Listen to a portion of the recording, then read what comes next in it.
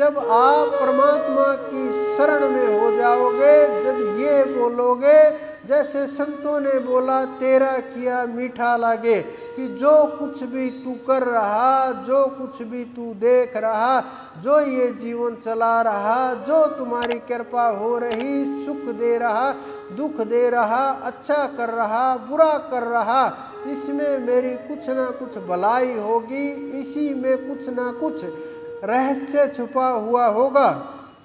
लेकिन जब आपको गुरु की तलाश पूरी हो जाए तो समझ लेना आपका 50% काम हो गया है, क्योंकि गुरु इस संसार के अंदर आसानी से नहीं मिलते। ग्रंथों को पढ़ने वाले, ग्रंथों को बोलने वाले, बड़ी बातें करने वाले बहुत अनंत अनंत।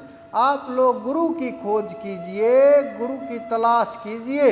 दो ही रास्ते होते हैं गुरु को तलाश करने के, या तो आप इतने पात्र बन जाओ कि गुरु आपको तलाश ले। इस संसार के अंदर बहुत बार ऐसे हुआ है, गुरु अपने शिष्यों को खोज करके संसार से उठा करके ले आए। या तो ये तरीका है कि अपने आप को पात्र बना लीजिए, कि अपने आप परमात्मा गुरु को पैदा करेगा, अपने आप आपके पास गुरु को भेजेगा, अपने आप गुरु का संदेश आ जाएगा। दूसरा तरीका ये होता है कि आप उस परमात्मा से प्रार्थना करें, खोज करें, संसार के अंदर गुरु की तलाश करते रहें। तो जब तक तलाश पूरी ना हो जाए तब तक भटकते रहें, भागते रहें, लेकिन भजन को न छोड़ें। तब तक उस परमपिता परमेश्वर को अपना गुरु मान करके, अपना इष्ट मान करके उनके शरणागत रहें, ध्यान करते रहें, सुमरण करते रहें। क्योंकि सुमरण का जो रहस्य होता है वो इतना ताकतवर होता है, इतना ताकतवर होता है, आपका एक एक अंग जागृत होने लगता है, आपके एक एक अंग फड़फड़ाने लगता है और आपकी चढ़ाई शुरू हो जाती है। जो वर्षों वर्षों से जिन अंगों के अंदर एक कुछ भी चीटी रेंगने तक का एक्टिविटी नहीं हुई, पता नहीं चला, नशे खत्म हो चुके, बिल्कुल खत्म हुए हैं, वहाँ भी अगर आप नाम की ताकत का प्रभाव करोगे तो उनके अंदर भी ताकत आने लगती है, उनके अंदर भी जान आने लगती है, उन तक भी वो सत्ता पहुँचने लगती है। तो नाम के अंदर इतनी ताकत है, नाम खुमारी नान का चढ़ी रहे दिन रात। जब ये नाम की खुमारी चढ़ जाती है, नाम हर पल हो जाता है, नाम हर समय रटने लगते हो, नाम जब ये अंदर में चलने लगता है तो फिर खेल दूसरा ही शुरू हो जाता है। अंदर में खेल जब ताकत शुरू होती है, नाम के साथ साथ आप उस ताकत के साथ जुड़ जाते हो जो एजप्या जाप कहते हैं, तो ये भी पीछे छूटते चले जाते हैं, बस ध्यान रहता है और आप उस ताकत, उस नाम के साथ जुड़ जाते हो जो न कभी इस मुख से बोला जाता है, न मुख से दिया जाता है, न मुख से रटा जाता है, न वर्णन किया जा सकता है, न शब्दों के अंदर आता है, न वर्णों के अंदर आता है। क्योंकि वर्णात्मक नाम से जब धुनात्मक नाम चला जाएगा, जब धुनात्मक हो जाएगा तो वो धुन शुरू हो जाएगी, वो गूंजने लगेगी। जब उससे आगे बढ़ोगे तो फिर काल महाकाल सब कुछ पीछे रह जाएगा। उसका सत्ता का जब आप ताकत अनुभव करोगे, आपके शरीर के अंदर, आपके आत्मा के अंदर, आपके आत्मविश्वास के अंदर आपका जीव परिवर्तन होने लगेगा। आपको पता लगने लगेगा कि हाँ, मेरे अंदर कोई ऐसी ताकत विराजमान है जो आस पास भी कुछ गलत नहीं होने देती, हमारा तो गलत कैसे कर पाएंगे। तो उस नाम के अंदर इतनी ताकत होती है, आप उस नाम का प्रयोग करना, उपयोग करना, रटना जब सीख जाओगे तो ये तो बहुत छोटी छोटी चीज़ें हैं। जब आप उस नाम का संसार के अंदर जब प्रचार प्रसार करोगे, जब ताकत का पता चलेगा, संसार के अंदर छोटी छोटी ताकतों को भूल जाओगे, आसपास भी नजर नहीं आएंगी। आपके अंदर का भय समाप्त होने लगेगा, डर निकलने लगेगा कि हमारे ऊपर कोई कुछ प्रभाव करा दे।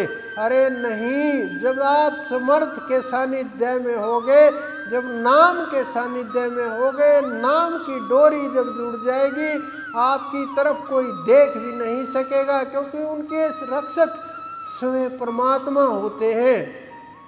जिनके रक्षक स्वयं परमात्मा होते हैं, उनका कोई कुछ कैसे बिगाड़ सकता है। कितना भी ताकतवर क्यों न हो,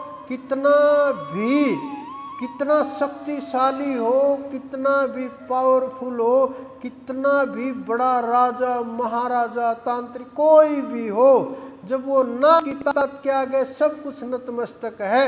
क्योंकि एक न एक दिन चाहे राजा हो, रंक हो, भिखारी हो, प्रधानमंत्री, राष्ट्रपति, कोई भी हो, सबको इस मिट्टी के अंदर मिल जाना है, मिट्टी में समाप्त हो जाना है और इस शरीर को समाप्त हो जाना है। फिर वो कहाँ जाएंगे, किस प्रकार से उनकी कौन सुनेगा, ऊपर जा कर के उनको कौन पूछेगा बिना भजन के।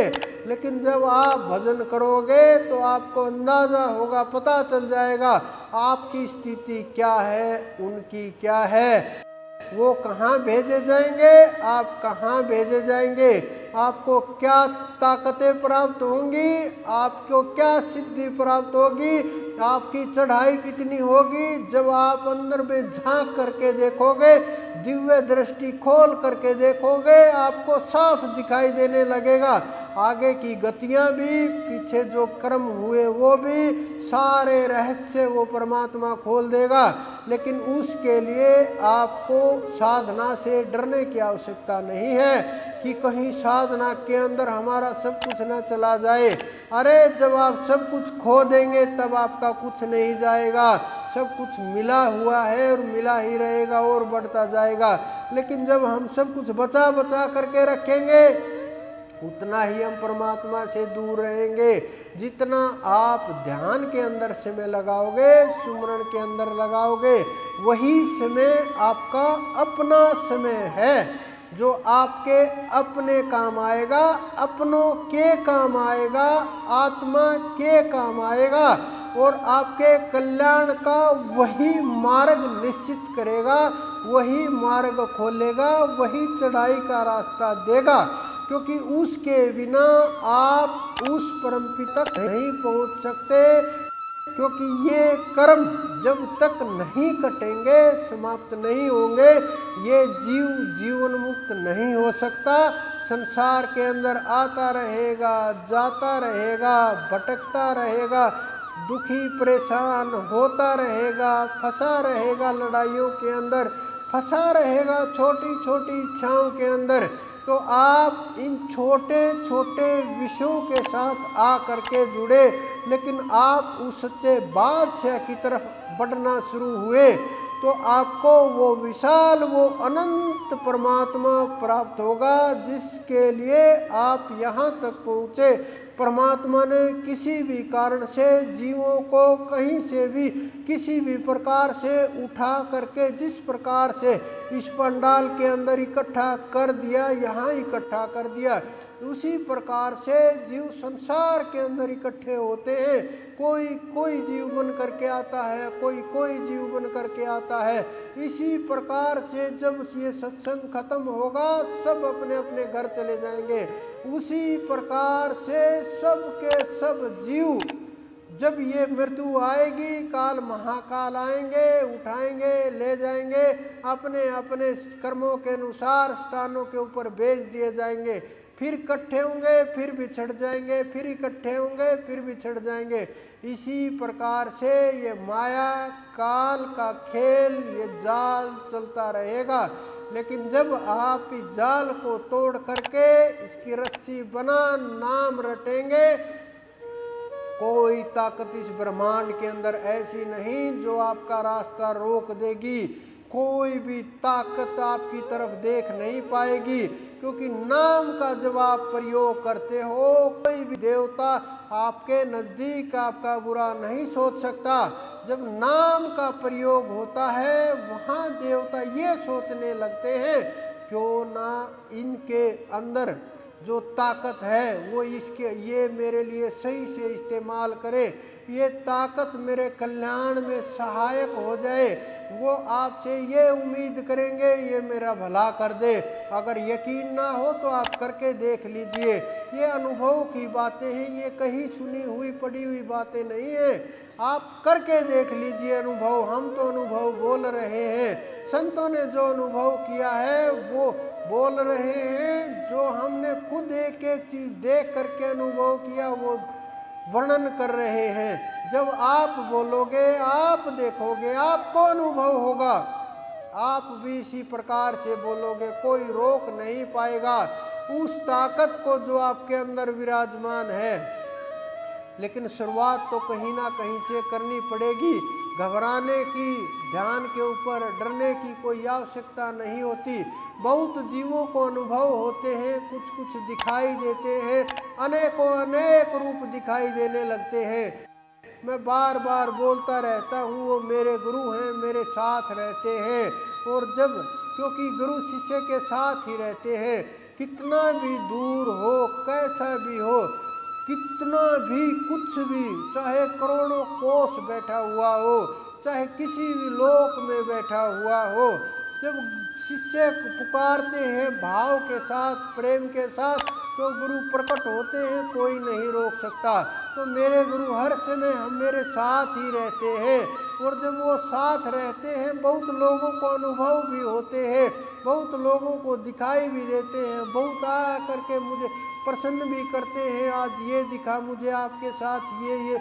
मैंने कहा कि आप ध्यान कीजिए बस, क्योंकि वो तो आपको दिखाई देते रहेंगे। उनकी कृपा वृष्टि संसार के ऊपर, इस जगत ब्रह्मांड के ऊपर चलती रहेगी। तो आप ध्यान कीजिए। अगला जो प्रोग्राम होगा वो 30 तारीख को है। और रक्षाबंधन का जो, क्योंकि इस बार रक्षाबंधन 31 तारीख को होगा। दिन में तो मना कर दिया पंडितों ने, क्योंकि मैं जानता हूँ मैं बोलूँगा भी तो भी आप मेरी कम ही सुनेंगे, क्योंकि पंडितों के साथ आजकल ज़्यादा तालमेल होता लोगों का। तो उन्होंने मना कर दिया कि 30 को रात तक 9 बजे तक राखी नहीं बांध पाएंगे, तो आप तो उनके अनुसार ही चलोगे। लेकिन हमारा प्रोग्राम पूर्णिमा 30 का ही होगा। तो आप ध्यान कीजिए, सुमरण कीजिए, सेवा कीजिए, लोगों की सहायता कीजिए और उस परमात्मा का नाम रटिए। यही आप सब लोगों के लिए श्रेष्ठ रहेगा। आप सबके अंदर विराजमान उस परमपिता परमेश्वर, मेरे गुरु, मेरे इष्ट को मेरा बार बार प्रणाम।